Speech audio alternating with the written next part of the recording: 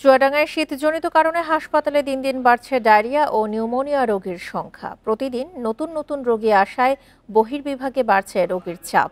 সেবা দিতে হিমশিম খাচ্ছেন চিকিৎসকরা। এ নিয়ে আরও জানাতে চুয়াডাঙ্গা থেকে যোগ দিচ্ছেন সহকর্মী মানিক আকবর। মানিক, চুয়াডাঙ্গায় কি অবস্থা এখন শীতের, আর রোগীদের জন্য বিশেষ কোনো ব্যবস্থা কি নেওয়া হয়েছে? শীতের এই সময়টাতে তো শিশু এবং প্রবীণ রোগীদের সংখ্যা বেশি থাকে।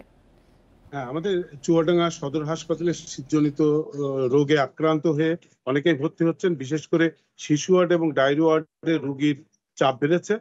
এটা শুরু হয়েছে নভেম্বরের প্রথম সপ্তাহ পর থেকে। চুয়াডাঙ্গায় ধীরে ধীরে তাপমাত্রা যখন নেমে আসতে শুরু করেছে, তখনই দেখা দিয়েছে আসলে রোগবালাই। আর এর প্রধানতম কারণ হচ্ছে সন্ধ্যার পর থেকে শীত থাকে, রাতে শীত, সকালে কিছুটা শীতের পর আবার একটু তাপমাত্রা বেড়ে যায় এবং এই সময়টা একটু গরম অনুভূত হয়, যে কারণে শীত এবং গরম এইসব কারণে মানুষ অসুস্থ হয়ে পড়ছে। বিশেষ করে শিশুরা ডায়রিয়া এবং নিউমোনিয়ায় আক্রান্ত হচ্ছে।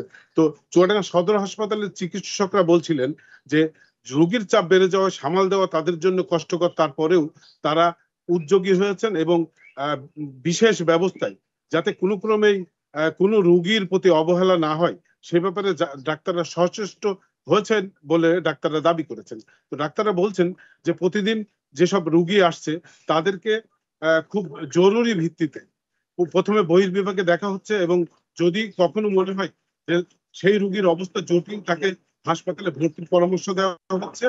আর এই কারণে হাসপাতালে রোগীর চাপ বেড়ে গিয়েছে। হাসপাতালে বিশেষ করে শিশু এবং ডায়রিয়া ওয়ার্ডে বেড সংকুলন না হয় অনেকে মেঝেতে শুয়েও চিকিৎসা নিতে হচ্ছে।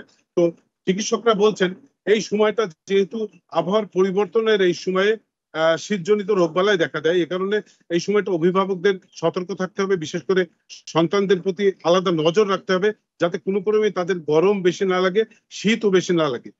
সতর্ক অবস্থায় থাকতে হবে। বাইরের পচা বাসি খাবার কোনো ক্রমে জি। খাওয়ানো যাবে না। সময় টাটকা খাবার তাদের খাওয়াতে হবে। এই নজরদারি শিশুদের ক্ষেত্রে রাখতে তাদেরকে নিরাপদে রাখতে হবে। পাশাপাশি বলা হচ্ছে যে কেউ অসুস্থ হলে দ্রুত হাসপাতালে আনতে হবে। চুয়াডাঙ্গা থেকে জানাচ্ছিলেন আমাদের সহকর্মী মানিক আকবর।